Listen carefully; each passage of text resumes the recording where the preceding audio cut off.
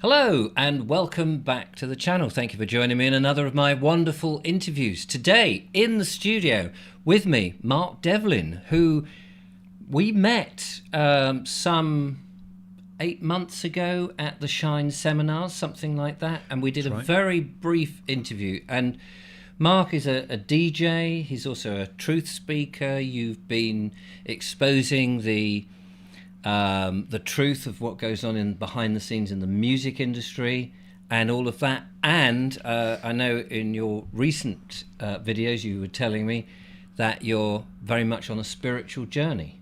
All roads, it seems, lead that way. I feel so, yeah. I started out researching the true nature of the music industry and what it was really used for. I've been doing that for the past 15 years or so. I was formerly a club and radio DJ. I still do a bit of it. I played a gig last night, actually. Yeah, you were at Hope and I was at Hope the day before. And I missed it, which is really annoying. I know, I wanted to see you dance. That's the last But it never thing. happened. Yeah, you don't want to see me dance. No. So that was a lot of fun. But I've been on a path of truth discovery, the same as so many other people. Exactly. And I really feel that all roads lead to a singular point eventually. So it doesn't matter where you start. You can start out researching the true nature of entertainment and popular culture, as I do. You can look into the true cosmology of the place that we live. You can look into banking scams and the financial system, or the medical system, or the world of so-called science, the world of so-called academia. But eventually, if you're prepared to go all the way, and you've got the will to want to know the truth, Yes. you're going to arrive at a certain point, which is where you start asking the really big questions. Yes. What are we? What are we doing here? What created this? What is this place? What lies beyond it? And that's where I'm at. And I think that, I mean, I've done that myself and other people in my emails. You must get copious emails as well. And similar people saying, you know, it's a spiritual war, it's a spiritual battle. You've got to understand who you are. And at first I was like, that sounded a bit nonsense, because we had the WEF and we had all these unelected, unaccountable bureaucrats who were leading our lives. And you think, I don't understand what you mean. But inevitably that does seem to be very much the case. And of course it's the fundamental questions that it takes us to. That's right. So do you get the answers? Have you got the answer? No, I've got a whole world of questions, but very few answers. Right, yes. And I find you get a lot of researchers that deal with hard conspiracy fact. So they're very 3D physical reality. Yes. And they know all the nuts and bolts of how the control system works, and they're very good at that. And then you get other people who ignore all that stuff. They say it's too dark, it's too negative, I don't want to go there, I want to keep my vibration high. And they're more sort of new agey in their thoughts and their behaviours. And I feel that both sides are kind of missing the point. Because, yes, all this conspiracy stuff clearly goes on, but there are spiritual components to it. And if you don't accept that and you're not prepared to go there, you're missing a big part of the picture. And then if you're more spiritually inclined and you ignore all the dark information, you're not really being of any great use, because you're just ignoring it and not opposing it in any way or putting obstacles in its path. Yes. So you have to accept that there's both components going on. No, I totally agree. And then actually when you start to think, even if you just start to think about who you are and what this is, it makes you take an inward look as opposed to an outward look. Right. And one of the comments actually that I made when I was at Hope doing the questions and answers at the end of my talk is people were talking about all the different things outside of you, the Shungite stuff, geology stuff, dowsing, the common law and all that. And I said, that's, yes, but that's all outside of you. That's still in a 3D world that you're using. Ultimately, to me, it seems to come back to consciousness. And everything else, and I said to the audience, I said, you know, for all I know, you're just a hologram. I can't actually say you're here. I mean, you appear to be here. I can touch you, but then if everything is vibration and resonance and energy, then how do I know that I'm being duped? Right. Clearly, everything that we experience is energy, vibration, and frequency. Going back to that famous quote by Nikola Tesla, who said, if you want to understand the universe, think in terms of frequency, energy, and vibration. And it is that. So we perceive this world to be physical, but actually it seems it's our consciousness decoding our experiences that makes us believe that it's physical. Yes. Which is a very complicated concept to get your mind around when you first come across it. But I first did about 15 years ago, so I've had plenty of time to think about it. Yeah. And what I'm hearing now from so many researchers is that we're living in some sort of 3D, some sort of CGI like simulation. Right. Like virtual reality simulation. And don't you find it interesting that we have computer games now, and it's now there's a lot of people talking about the same thing, right? That the parallel is there for us almost to realise that we're in this 3D simulation that kids can't get out of, and we can't get out of, but we're in different simulation world. Within a simulation. Exactly. Yeah. I just find the irony of that quite fascinating. Yeah. I first came across this idea a few months ago. A lot of people were talking about, we're living in a simulation. And I didn't really comprehend it at the time. Right. Couldn't wrap my mind around it. And I think you have to arrive at these ideas when you're ready. Yes. Yes. And people arrive at it at different points. So many people were talking about this stuff a few months ago, and I wasn't there yet at that point. Right. But at the start of this year, around about January, I started really taking an interest in this stuff. And it's changed my perception of what this place is. So I think it is still energy, frequency, and vibration, but it could also be like computer code. So the reason we get things like synchronicities, and you get people, experiences, places that all sort of converge together, and we think, well, this is amazing, this is the forces of the universe, could be down to that we're living in some sort of computer coded reality. And so it's the data that's kind of attracting to itself. Oh, right, yeah, I hadn't thought of it that way. Yeah, well, I'm starting to think of it in those terms now. Right. And is that, do you think that you're influenced that way because of your background in using media or music media as mixing stuff, because you've mixed things together and all of that? Is there an element of that's helping you interpret that way?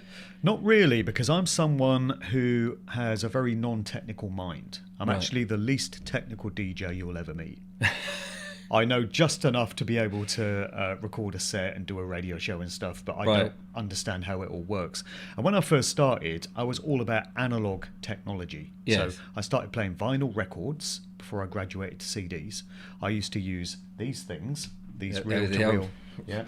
The old analog reel-to-reel tape machines. Fantastic. So I started in a radio station in 1990, editing with this stuff. And using razor blades and splicing bits of tape out and putting them back in and putting the reels on backwards. I love that. That. It's like, to me, it's real. Because I had one of these EMI blocks with, as you say, a razor blade, 1/4-inch tape with a bit of leader that you would put in. Because I used to do sound effects and things for theatre productions. And so you'd have a sound effect of something, you're watching the stage, and then suddenly you can turn it on for a certain sound effect or an atmosphere, and you build up the layers, and things like tape echo, which were really tape echo, and before brilliant. I love it. Used to do mixes on these things, and digital technology started to take over in the radio industry in the mid-90s. So right about 95, the radio station I was working in started to get touchscreen computers. And this was a precursor to phones, smartphones, and touching everything to get it to work. And that was really new technology in 95, 96. It was like, wow, I can press this button and fire the ads and play the next song doing this. And it took over from the reel-to-reel tapes. Yes. But I miss those days. I used to like cartridges in the cartridges exactly, that you to had. Fire the jingles, Yeah. Oh, yeah. Happy days. Because you felt more in control, didn't you? Yeah. I mean, I had situations where tapes come off the spool and it's just spooling on the ground, or when I used to do filming and the same thing would happen. And that's not so fun. That's when you're panicking and you're, oh my God, the thing's just rolling on the floor. But it's going to carry on, and you just have to sort it out afterwards in a live event. in answer to your question, Yes. it's not that I dealt with a lot of digital technology that has caused my mind to go down that route. Yes. It's just information that I've come across more recently. And just being prepared to go all the way. So when you say that, do you mean, the synchronicities, going back to how things like is it like in a computer game where sometimes you can find the edge of the programmed game and you either can't quite go in it or it throws you out a bit and there's glitches? I'm not a gamer, so... Well, I'm not either. I've never played computer games, so I'm not familiar. Right, okay. I'm not familiar with them. Right. But I'm hearing from people that do game a lot about things like NPCs, this concept of non-player characters. Non-playing characters. Apparently that's a feature of video games. So what do you think then in terms of the great outdoors? Yeah, well, something's got to explain why some of us are prepared to ask big questions and engage our consciousness in thinking about things that actually matter. Yes. But the majority of people out there seemingly don't. And I've made that point in a recent video, how people are so in the material world that they're almost in and of it, and there's almost nothing, right? No spiritual oomph in there. Maybe it's to be awakened, of course, and one would hope that would be the case. Well, yeah, if it's not been by now, I don't know what it's going to take. No. But yeah, I can go into a pub or a cafe or something, and I just see people engaging in light, everyday conversation, talking about football or TV or shopping or whatever it is, and they seem perfectly happy. Yes. They're happy, they've got smiles on their faces, and to them that's life, that's what life consists of. It's never occurred to them that there could be anything more to it. I used to be in that mind state myself. I have to remind myself that going back 20 years, I was a full-time DJ, and the only things that mattered to me were parties, tunes, clubs. That was it. That was my life. When you were younger, I remember when I was younger, I was interested. My dad had some of these esoteric books, a few yogi books, and the things about the inner state. And I did try to read them, and I found it very difficult to quite comprehend what he meant. But I always felt that there was nothing for me in organised religion. I was never feeling that was anything.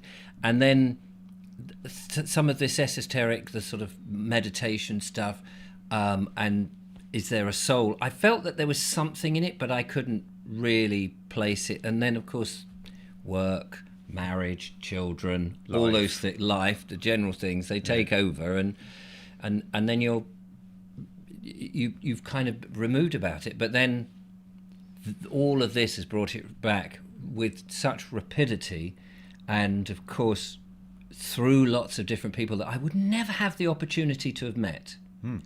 Have taught us stuff. So when you were young, did you feel any connection to anything spiritual? I did. I've been through many different phases. So I didn't come from a religious family, but I went to a Church of England school. Right. And so they taught us about Jesus and God and the Bible, and we used to go to church at certain times of the year. So I was familiar with the concept of Christianity. Yeah. And then that kind of got dissipated, and didn't really think much about it.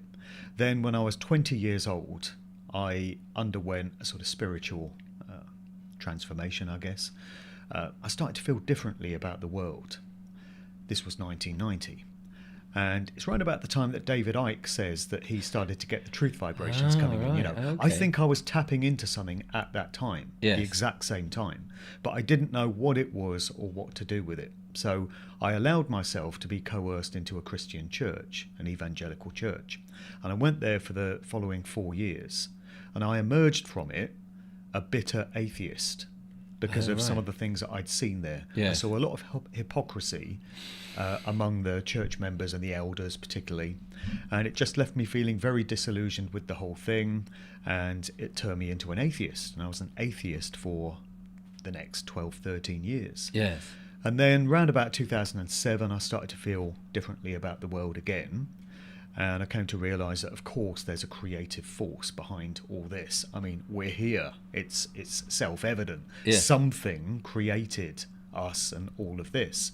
So there must be some kind of what people would call God. And that started me searching. I went on a spiritual journey. I was looking for the answers. I guess I got coerced into a sort of new age way of thinking. And it's only more recently that I've started to question that again, and I've moved on to another phase. Yes. But my dad was quite instrumental in getting me started in all that as well. Big shout out to my dad. He watches your channel. Oh, does he? He does, yeah. What's his name? Dave. Hello, Dave. He's a big fan. Thanks very much. Very kind of you. So he used to have a load of crazy books around the house. He read Eric von Daniken. Oh, yes. Chariots of the Gods. Yes, yeah. He had a book by Lobsang Rampa, Caves of the Ancients. Oh, I've heard of the book, but not the name, yes. And these books were lying around the house. Yes. So he's always been a deep thinker, as my mum will contest, sits there in the armchair staring into space and thinking deeply about stuff, driving her crazy. But he got me into the books of David Icke. Right. And that's really what kick-started my truth-seeking journey. Yes. So books like Chariots of the Gods, which was hugely laughed at, wasn't it? I mean, it came out, people took it fairly seriously, and then they said, no, it's a joke, he's made it all up. They tried to commit him to a lunatic asylum. Oh, did they? I didn't know that. Yeah, they said he was crazy. And, you're allowed to come up with a theory, even if it's crazy, without having to go into a lunatic asylum, I would have thought. This was the late 60s. I guess the culture was a bit different then. Right. But these days, any alternative thought is not permitted, is it? Well, seemingly not. So it would seem. But with that suggestion of spacemen and spaceships and all of this, and now, I mean, this is where I'm hearing and reading and seeing the alternative history, and you didn't really see much of my front room, but there's books everywhere, and there's a load of history books, and so I've been very much fascinated and brought up on conventional history, only to start to realise that it's all a pack of lies. Yeah. And you go, oh, but at least we've all been there. Yeah, absolutely. But at least you've got something to say, okay, I can understand the narrative that they've said. Now let's go back and see what really happened and what bits are true and what bits are not, and where's the spin. And of course, we've all been brought up on mainstream media, which we now understand how spin works. So I can go back and look at these books and see how spin works on history, or what events are complete fabrication. And if you don't have any history, I suppose if you're working on a blank canvas, it's very easy. You can just say to kids, this is what we know at the moment, and it's the accepted theory, and people like von Daniken and his cave paintings with potential aliens and things in it is more likely. What's your thoughts on our alternative history? Well, again, I'm coming around to new ways of thinking about that. I did a great interview the other day with Howdy McCoskey. Deep guy, heavy guy. We spoke for about 2 hours. Blimey. And he is a Canadian researcher. He lives in Norway. And it was a mind-blowing conversation. It actually reminds me of when I first started reading David Icke about 15 years ago. And it completely changed my worldview. It was a paradigm shift. Everything seemed different. And this chat that I had with him the other day was a paradigm shift of the same scale. Wow. It really altered my entire perception of everything. So he talks about alternative history, and his contention is that we've been lied to about everything, particularly, official accounts of history. Yes. He talks about the World's Fairs. Have you come across the World's Fairs? Late 1800s? Yes. Yeah. I think I've got a book. On it downstairs. Right. These expositions that popped up in various parts of the world at huge expense, massive scales, and they were basically indoctrination centres for influences in society. This is what he says. So those that would be teachers, lecturers that would teach history to others were being indoctrinated with propaganda at these World's Fairs. And these are about 1850, something like that, is it? It was the Victorian era, so late 1800s, going into the very early 1900s. Right, okay. And that's connected to this concept of orphan trains. He says that there were these trains with all these kids that were just coming from who knows where. And they were the next generation that was going to be taught this skewed version of history of where we come from and what this place is. And so they would believe this because it's all they've ever known. And so this false version of history would get carried on through the generations. So he talks about that. Tartaria and mud floods, that's another one. It's all connected. Yes. And also he goes much deeper and talks about what the concept of God is and this reality. And can we really assume that what we think of as God is a benevolent being that wants the best for us? Or does all the evidence that we can see with our own eyes and test with our own experiences suggest that God may not be a benevolent entity, or at least whatever force currently controls this realm? Well, I mean, just on that God thing, if God... I mean, see, when I was younger, I used to think if God existed, he's obviously a teenager. Because or a 10-year-old, because 10-year-olds will squash flies and ants just for a laugh, just to see what happens. And it does strike me that if there was a benevolent God, the things that happen to people would not be happening to those people if he was a loving God, because why would he create wars or allow wars to happen? Why would he put people in all these awful situations, horrible diseases? So clearly, for me at that stage, that was God's flaw if he was supposed to be everywhere. And then, of course, there was the continual argument, but if God is everywhere and good, then where is the devil? Where's the space that the devil would be in? Because that means there'd be part of God that wasn't good. And all of those arguments. And, you have those. So but then I don't now see God as a exterior part of anything other than, to me, there's just this one power or one consciousness or one thing that we're all part of. So it would be, I can't see that. I suppose it's like electricity. You can use it for good things. You could electrocute somebody if you so wished, or you could light your room with it and do something useful or benign or even helpful, like start somebody's heart if it was stopped. So what was, sorry, going back to your version of God that you were saying that he may or may not be as benevolent as you think, is that an outside God? Yeah, well, I don't see God as an old guy with a flowing white beard sitting on a cloud. It's probably not a he or a she, it's a force. It's a trans, isn't it? He's a trans God these days. These days he's probably got rainbow hair. Yes. Yeah. But I see it as a force. And I'm questioning whether the original God of creation had creation stolen from him, by some lesser sort of demonic being. So when you get into the works of the Gnostics and the Cathars and these sort of groups, they spoke about these entities known as the demiurge. And it was like a fallen angel, if you like, the concept of Lucifer, who, according to their teachings and according to these belief systems, somehow hijacked the original creation and created a sort of bastardized copy of it, which is consistent with this idea of a sort of virtual reality simulation. Right. So this isn't original creation, according to that thought system. It's a version of it, a lesser version of it. And it's presided over by an entity which is not benevolent.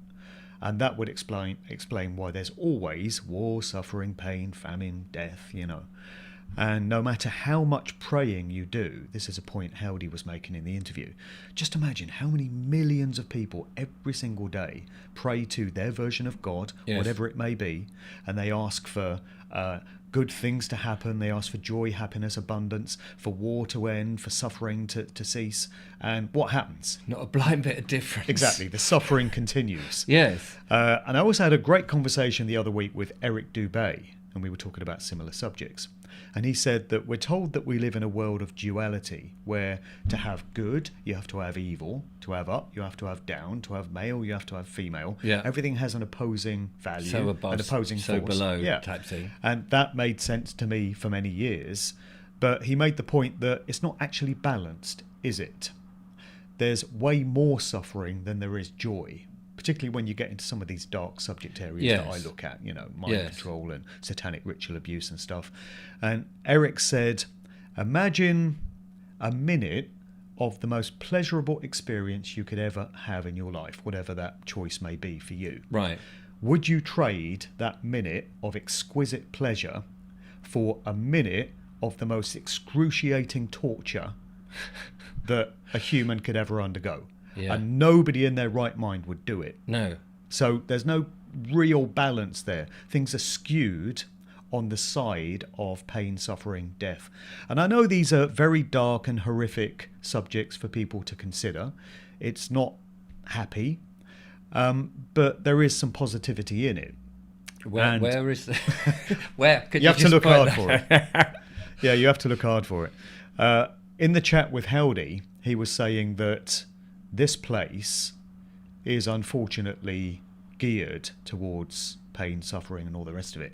And we just have to do our best to navigate our way through it. Right. So we have to look after ourselves, do the best we can for ourselves, look after our loved ones and those close to us, and try to reduce suffering. So do no harm. You know, don't think that, oh, well, I might as well just behave however I want, because then you're just adding to the suffering.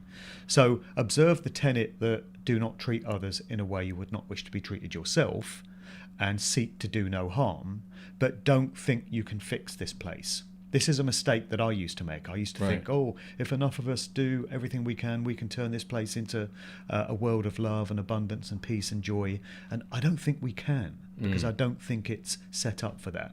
The best we can do is navigate our way through it as positively as we can, accept it for what it is, and try and help others, try and do the best we can. I've actually found that since looking at these subjects, even though they're quite dark, I feel that it's made me more compassionate and empathetic and, dare I say it, a better person. I think I care more about others since I've looked at this stuff. I mean, I suppose if you were saying that this is God's creation, why would there be any problems or anything? And how boring it would be if everything was just absolutely fantastic, if you didn't have conflict somewhere. And I mean, sometimes I get a bit irrational with it, because sometimes, you know, you bash your arm on a door frame and you go, was that meant? Was, you know, even the tiny thing, was that just a simple act? Is that supposed to tell me something, that I did something wrong somewhere, you know? So it would be very, and you think of the sort of traditional heaven that people suggest, again, and you go up on the white cloud, or where it is with God, and everybody's nice and you're wearing wings, and you do think to yourself, my God, that would just be so dull from an earthly perspective. And so, well, give it a go, like, you know. I'm happy to give it a few hundred millennia until but that's not to say I want wars and conflicts, but would you know what it's like, you take things for granted. I mean, in this country we take so much for granted. If we were in the Middle East, for example, we might not take 10 minutes sitting in each other's company without perhaps a bomb falling on us at certain times for granted, or power cuts, or whatever it is. Or, you know, they used to say when going to Spain, don't drink the water. Mind you shouldn't drink the water now, so maybe that's a bad analogy, but you know what I mean. We take so much for granted, and I wonder if we were living in perfect harmony, we would take. But you're saying that the balance is more skewed because there's more suffering than pure joy. And is pure joy unattainable for any length of time? Well, if we consider recorded human history as far as we're able to appreciate it, and of course we've been lied to about it, but we're not aware of any period in recorded human history where there hasn't been conflict or war or turmoil or chaos. Yes. So if we really did live in a world of balance where you could have one thing or the other, do you not think there would have been a period at some point it's where true. there was peace everywhere? I mean, we've never had that. I've heard of groups that have, even fairly recently, in the last 3 or 4 years, who've decided to go on the land and be out of the system, and it's all ended up with arguments. Right. Because everyone, you know, somebody's pulling this way and then someone goes, no, that's the wrong. And in the end, it's not a joyful, harmonious example of working together. And yet, if you asked people, do you want war, do you want conflict, do you want turmoil in your life? Yes. Nobody in their right mind would say, yes, that's the way I want to live. Yes. People would say, no, I want to be left alone. I want to live freely, do no harm. Isn't that what most people want? It's what I want. I just want to be left alone, Yes. to do what I want to do. I won't harm anyone. But we don't get that. So is this the lesson that we're here to learn?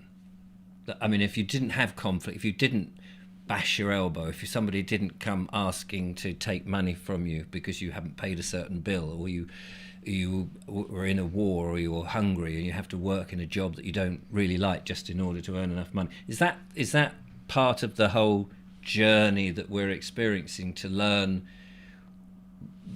that whatever the lesson is that we've got to learn?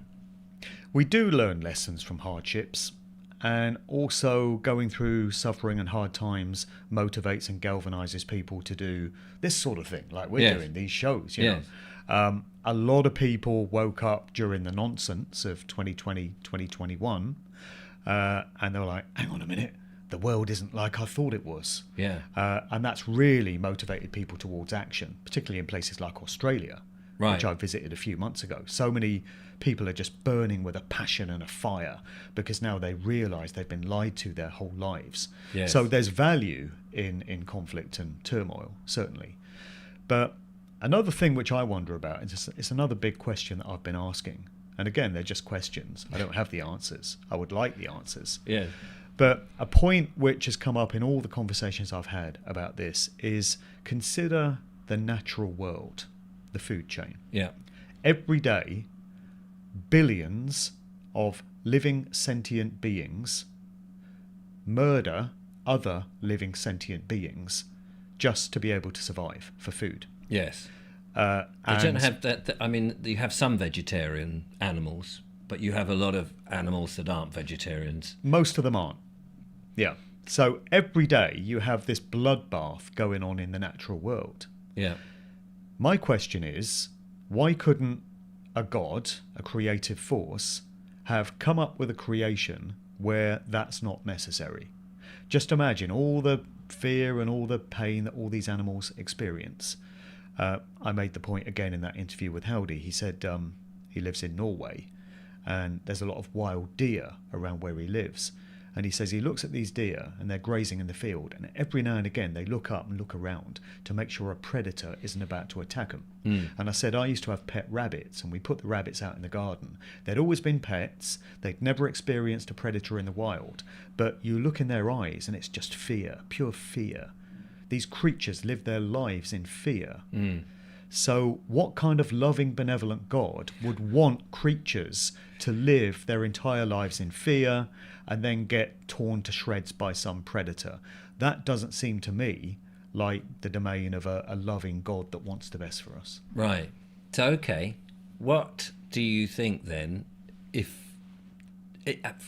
is there a life after death? Is there another phase that we go to that might be answering these questions or taking us into, a different realm that might be nobody gets killed, nobody dies, and you put up with this for a long time, and you might end up going, hang on a minute, okay, and then is there another phase that we're going through? Are we on some sort of spiritual journey? Does what happen here happen anywhere else, or are we like Richard Dawkins, when you're dead, that's it, thanks very much?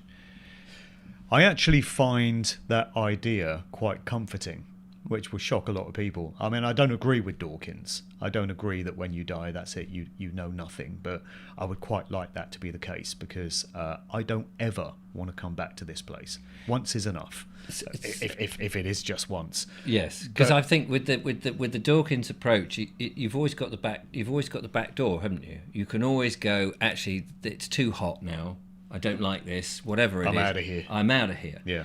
But we're all told, well, if you take your own life, then you have to come back and do it all over again. Yeah. Which I mean, I just wonder how much of this is psyops, mind control, because I specialise in that.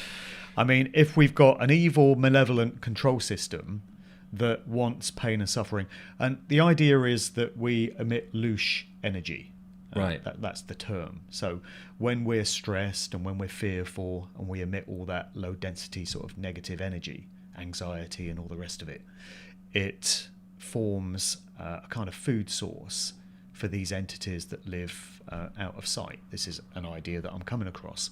And so this world is set up to cultivate loose energy. That's why we're always stressed, we're always worried about stuff. Right. And so if that wasn't there, then it would be a very different place. Do you think we're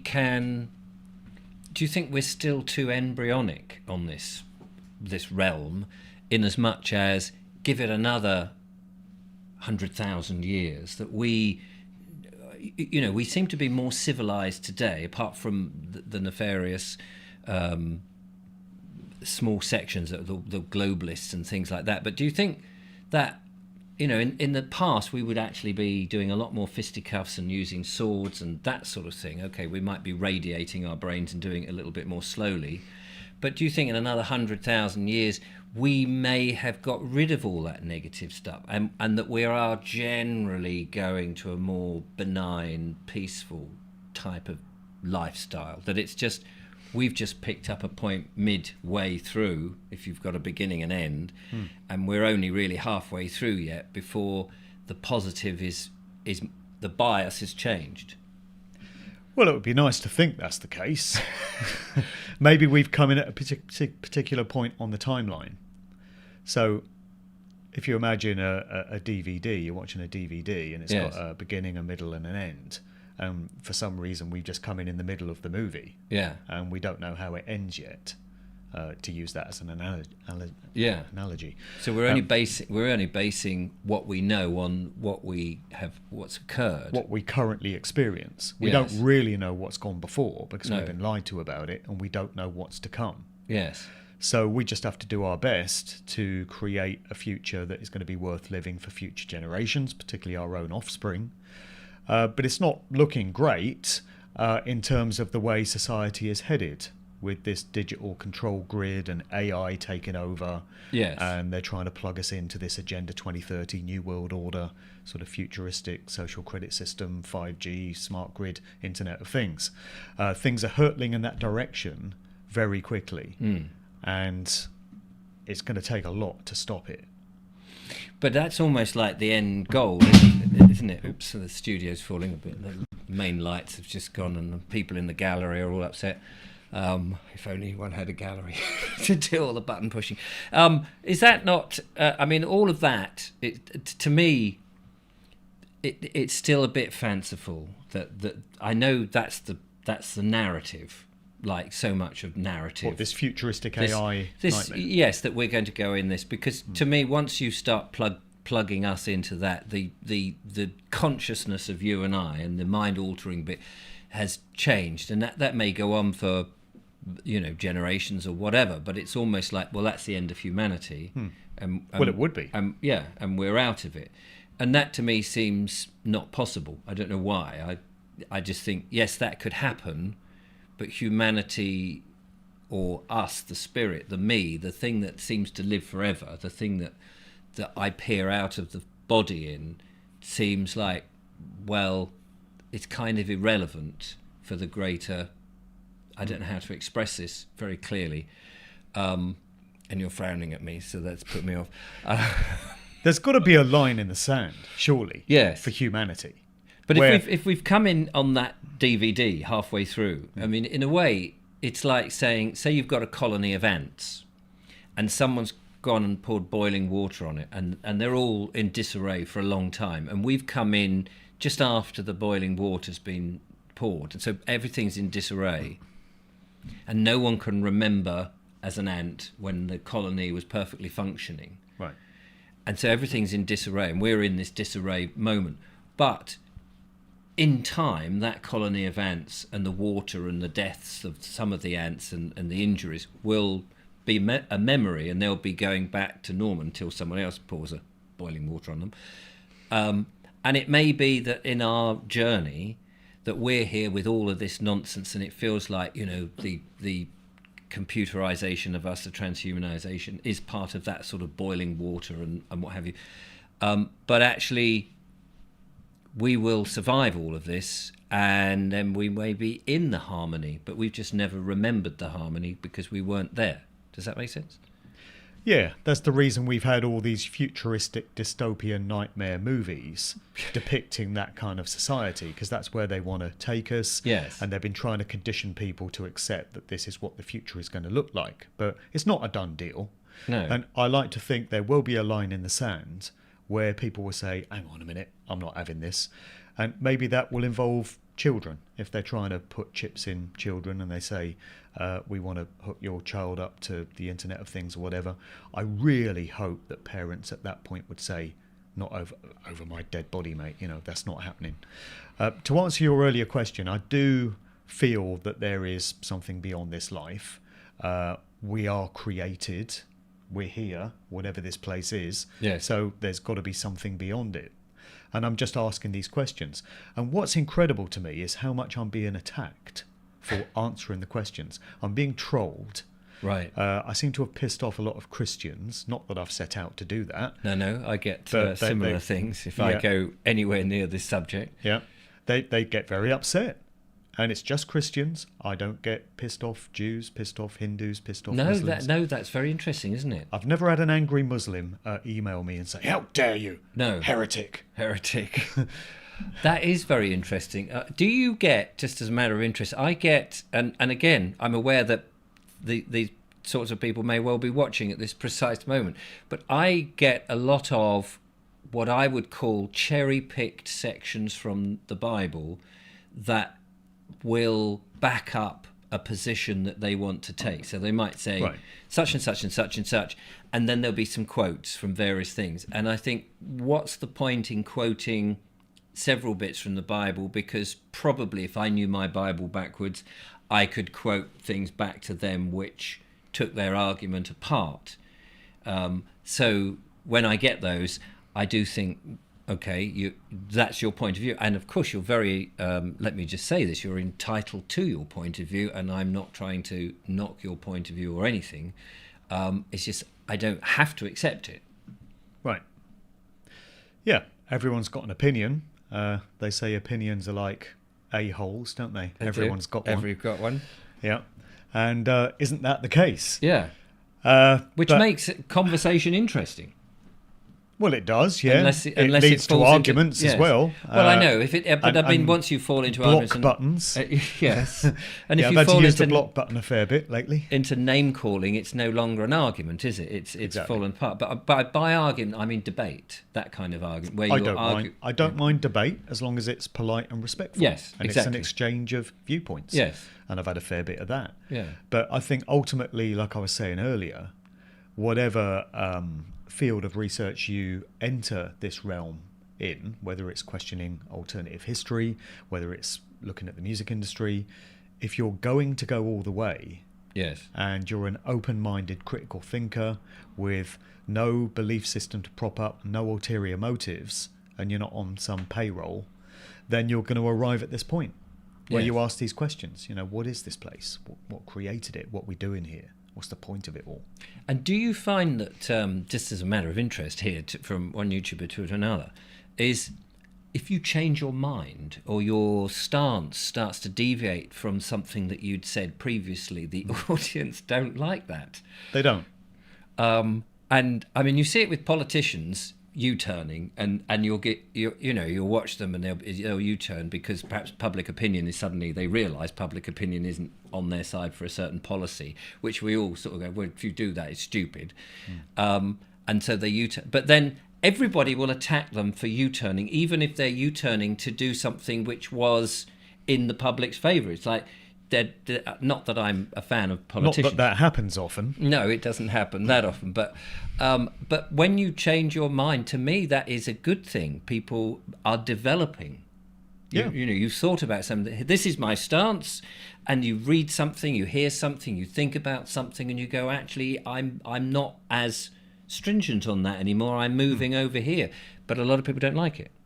Well, a good example of that with me is the Paul McCartney situation, going back to my music industry research. So when I put this one out, my first Musical Truth book, 2016, I got into the conspiracy theory that the original Paul McCartney died in 1966. He's supposed to live around here, isn't he, somewhere? Yeah, somewhere in East Sussex. Yeah.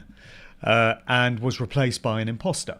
And when you first hear that idea, it is, of course, preposterous and outrageous. Yes. But when you look at the evidence which is presented for it, and all the cryptic clues and all the occult symbolism that is related to it, it starts to become very plausible. And there are many researchers into the music industry who are of the view that the guy we have today is not the original Paul McCartney. So I got very firmly invested in that idea when I first started out. I've got 15,000 words on it in a chapter in that book. Right. And that was my standpoint for many years.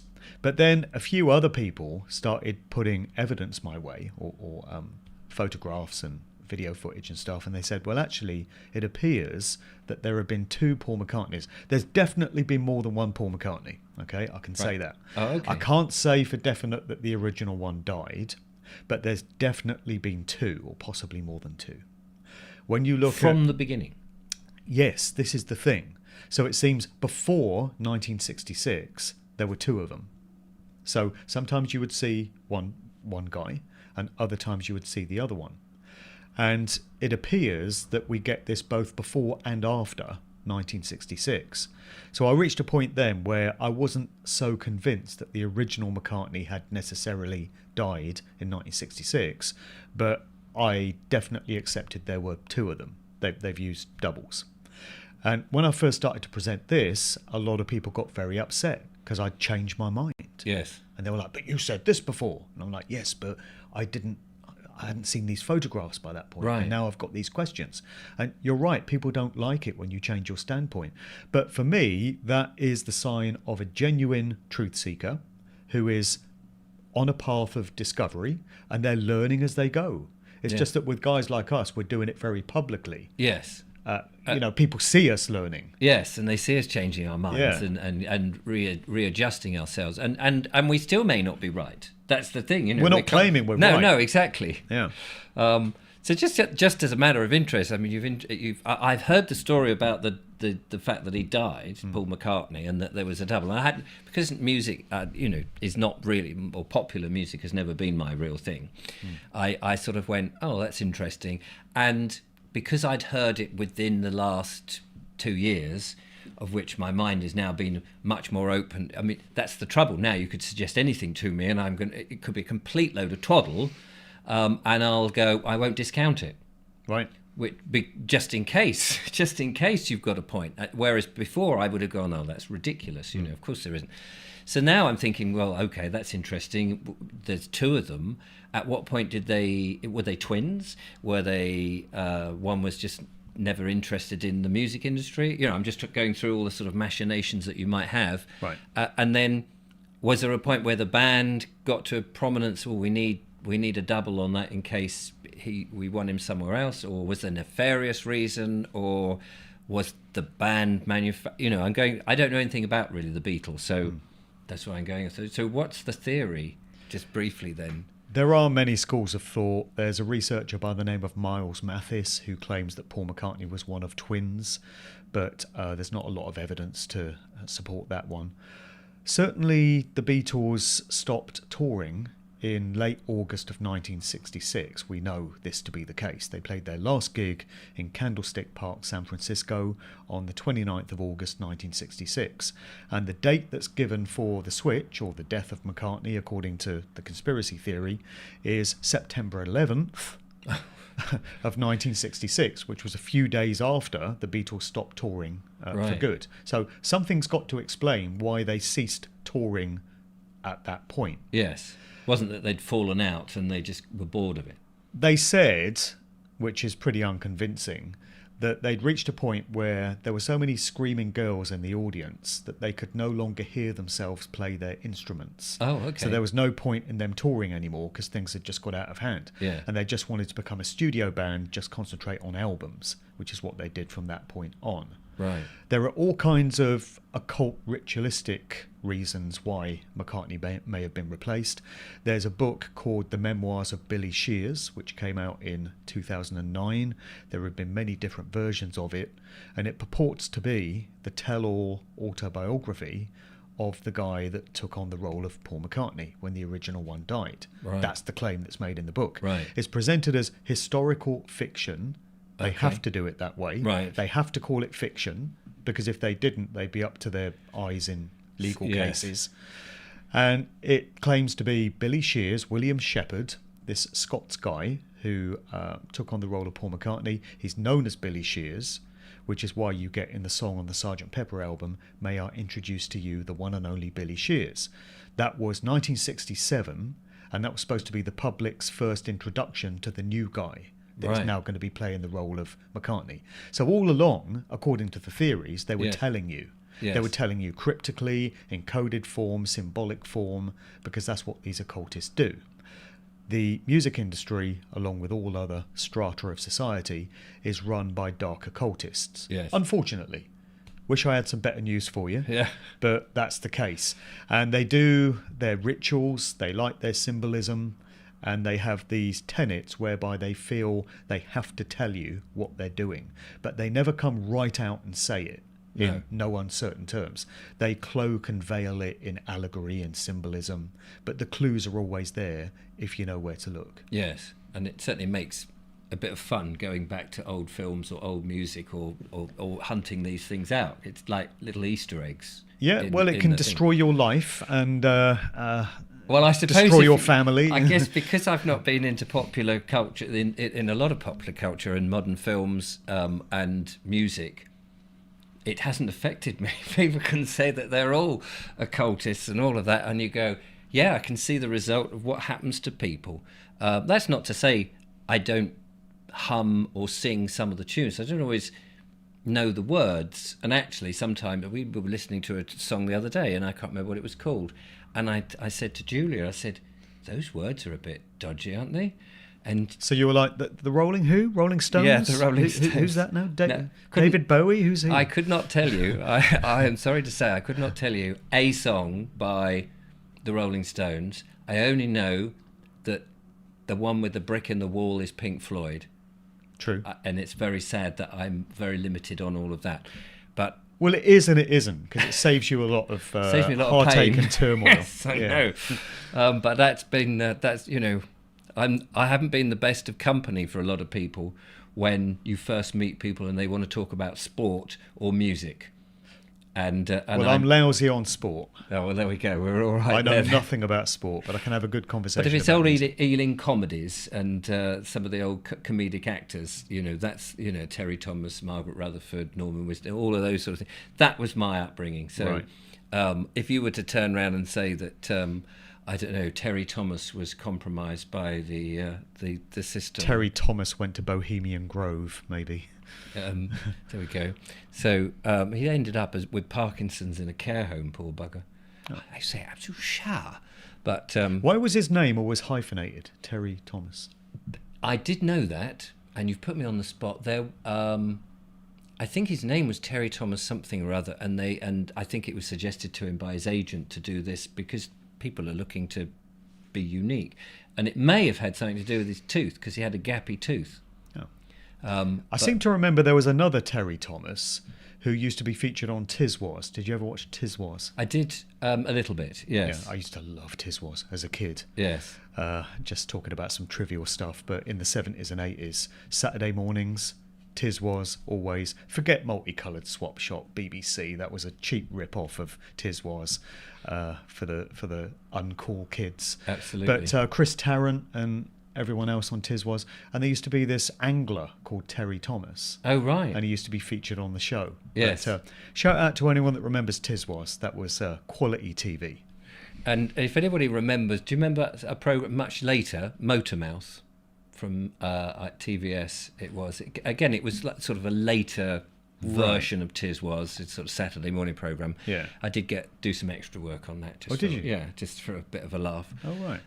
And seeing these programs put together. And actually, on one of them, when I did my kids' TV, Snug and Cozy, we were guests on some Saturday morning program.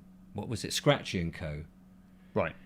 Anyway, I'll throw I that lost interest when Tiswas went off air. I lost interest. I'm not surprised. But there are a number of shows they put on in place of it. Number 73 was one. Oh yes, Number 73. Yes, that's right. Yes, that was at TVS. TVS, yeah. Yes, I think I did some extra work on that. There was Big Daddy, the wrestler. He had a Saturday morning show, which was crap. Yeah. There was the Mersey Pirate with Jimmy Tarbuck. They're all rubbish. They're all rubbish, but kids love them.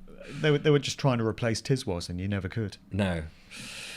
Anyway, well, listen, look, we're drawing up towards the end of the show. It's been an interesting, very interesting conversation, and not the sort of conversation that most people associate with you with, because you normally talk about the musical industry. That's right. From God to Tiswas. From God to Tiswas. There you go. That might be the thumbnail. You never know. That's a good title, actually. Isn't it? You brought some books in. Do you want to plug them? Well, yeah, why not? Why not? Go on, go through the motions. I've got my trilogy of musical truth books. So it all began with this, Volume 1, which I self-published, because you have to, because no conventional publisher would touch it. Yeah. That was early 2016. And how much of that, seeing as you've told us now that you've gone back on your Paul McCartney thing, how much of that have you changed your mind, or is that pretty much still? It's pretty much still solid. Most of the stuff, I would say, in my books. Yeah. So, I put out Volume 2 early 2018, and then Volume 3 was during the COVID nonsense, talking about how musicians were used to prop up the official agendas. And, I stand by pretty much all of what was in these books. I remember when I first put them out, I did have some reservations, because it was the first point at which I'd gone public with all this stuff, and I realised I was burning bridges.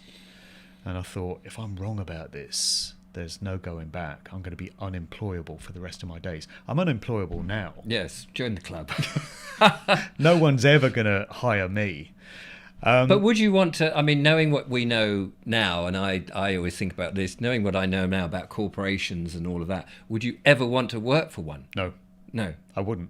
And as a kid, I wanted to, as a youngster, and even up until the 90s, I was desperately trying to work for the BBC. I wanted to get into the corporation. Me too. Because in a way, it's a fairy tale job. Yeah. You're creating stuff. But unfortunately, when you're this side of the screen, that's all the good bit. When you get into the corporation and all of that, and we nearly did. We'd had a TV series, and people have heard my accounts of that. And you realise, blimey, there's so many nefarious things in it. It's not, again, like everything. Lucky escapes, mate. I know. Lucky escapes. I know. I'm so happy being on YouTube, even though that is a corporation. But they're not telling me how to make the content. I just have to jump around the eggshells a bit to make it the way I want to make it. Just have to say arm spear instead of... Yes, that's it. Medical intervention and things like that. Yeah. But on the whole, it's great, and it's given me an opportunity, and I'm sure it's the same with you. We have met through the conversations that we have, the exposure that we have, some amazing people that humbles me right down to the ground. Totally, yeah. And this makes me wonder about synchronicities and life plans and stuff, because I used to be quite invested in that, the idea that on a spirit level, before we incarnate into these lives, we kind of have a loose framework for what we're going to do in these lives, what jobs we're going to do, what part of the world we're going to live in. There's free will, so you can still make decisions along the way, but the loose framework of it is in place. And now I'm questioning what this place is. I'm kind of wondering whether that's still valid, but something has to explain why we're doing these jobs, and we had all this grounding, all this training in our previous careers, and it's brought us to what we're doing now. We're doing our shows, and we're drawing on skills and experiences that we've had. Absolutely. And it all seems to be quite meaningful in that way. Yes. And yet at the time, I remember trying to sort of persuade people that I had some interesting ideas, and I was happy to work for nothing, and all this sort of stuff in the industry. And it was rejection all the time. Same way with me. I used to be desperate to be on BBC Radio 1 or 1 Extra as a DJ. And I used to continually send up demo tapes. And one time I even turned up at BBC Broadcasting House. And I went in reception and I asked to speak to the programme director of 1 Extra. And I said, I want to take him out to lunch and explain to him why he needs to hire me on his station. And he didn't come out of his office, unsurprisingly.